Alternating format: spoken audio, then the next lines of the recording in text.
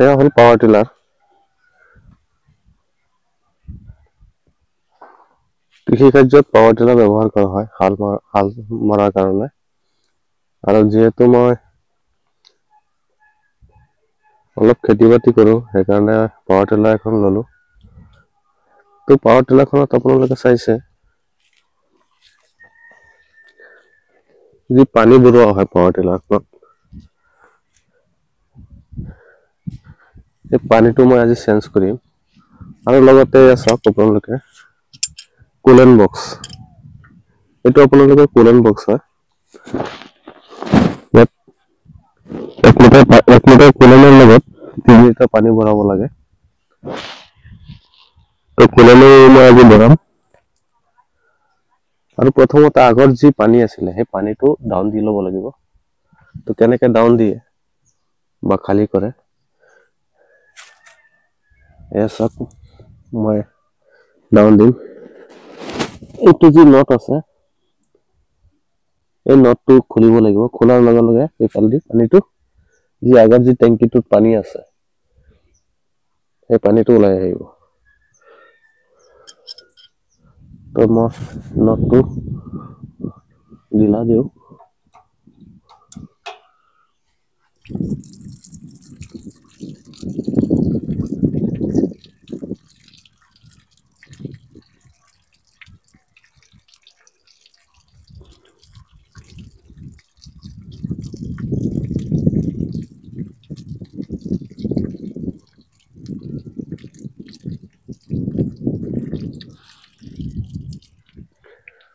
হয়, 1 লিটাৰ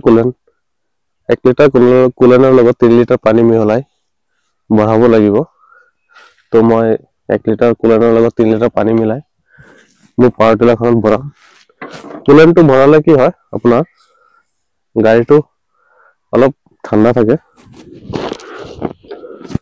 সেইকাৰণে কুলেনটো দিয়া হয়। পটককে পানীটো গৰম নহয়। তো মই ভৰাম, আপোনালোকে চাব। এয়া আনিলো কুলেন।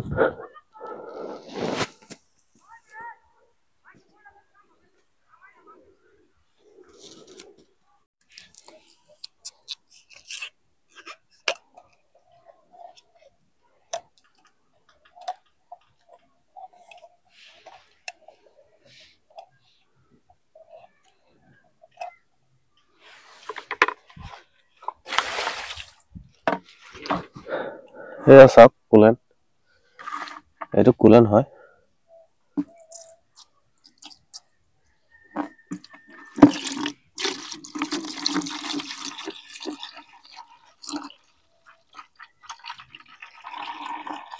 আৰু 3 লিটাৰ পানী দিব লাগিব।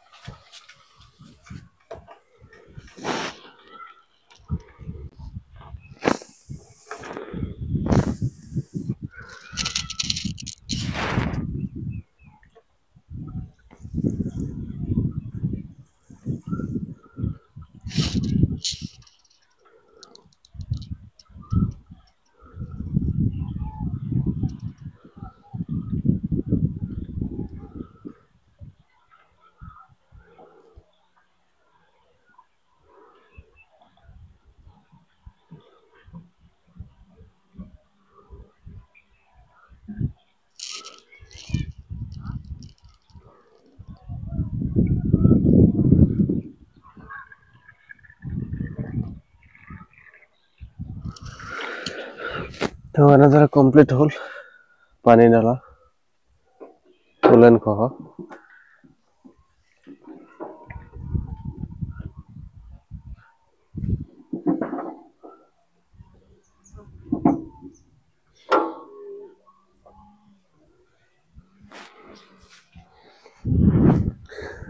তো হৈ গ'ল কুলেন ঢালা। আপোনালোকে চাইছে 1 লিটাৰত 3 লিটাৰ পানী ঢালি কুলেনটো দিলোঁ।